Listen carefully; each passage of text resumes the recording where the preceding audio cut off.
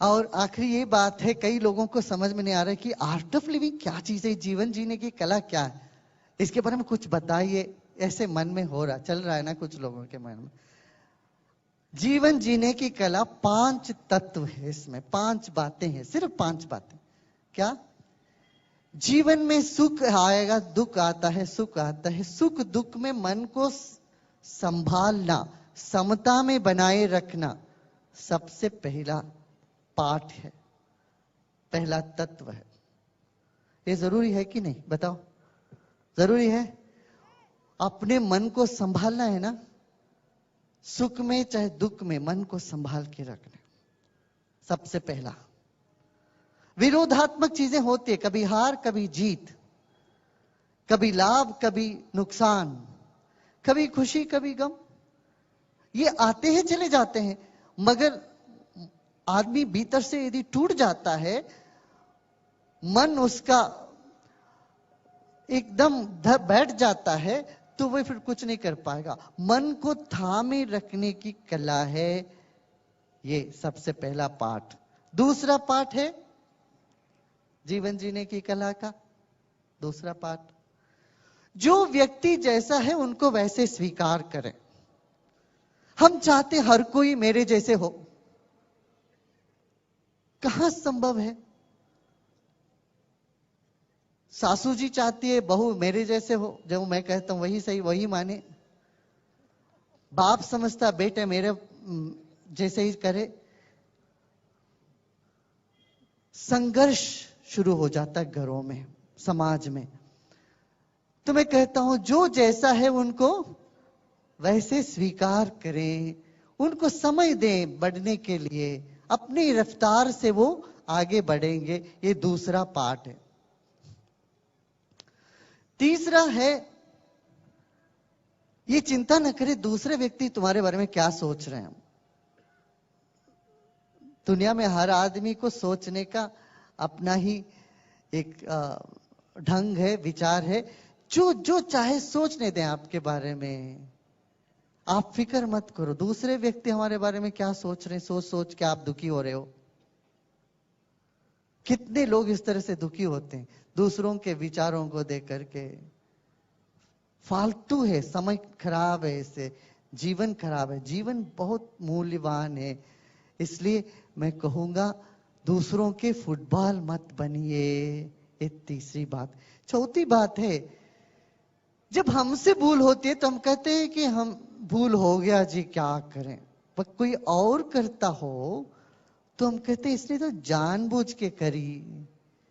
किसी और के भूलों पर हम समझते हैं इसने जानबूझ के करी। सो न करिए, क्षमा करें। ये ना सोचें दूसरा के हमसे माफी मांगे तब माफ करूंगा, मांगे ना मांगे, अपनी तरफ से सबको माफ कर दो कि आपका मन खाली हो जाएगा, आप खुश रह पाओगे, आप हल्का महसूस करोगे।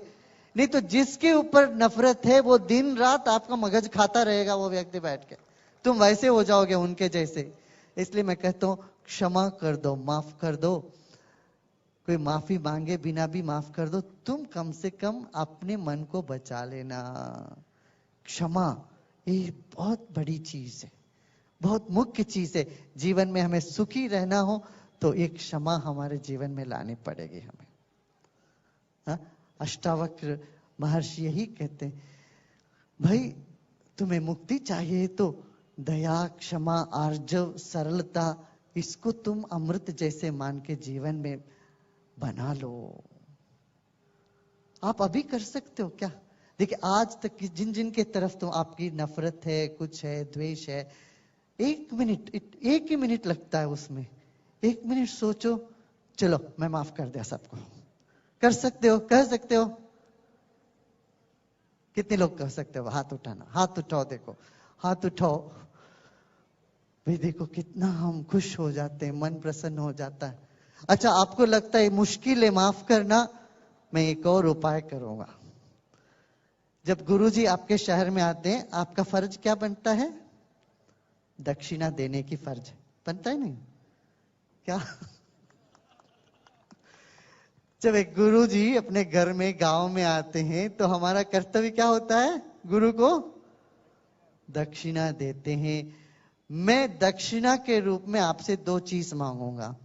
एक तो जिससे आपको नफरत है वो नफरत मुझे दक्षिणा में दे देना, उनको जाके मिठाई बांट देना। और दूसरी बात, आपके मन में कोई चिंता सता रहा हो, वो चिंता को भी आप मुझे दक्षिणा के रूप में दे दो। अपनी चिंता मुझे दे दो। यही 2 दक्षिणा मुझे चाहिए। आप मुस्कुराते मुस्कुराते रहो, जीवन में आगे बढ़ो, सेवा के काम में लगो, सबकी सेवा करो। वही ईश्वर पूजा है।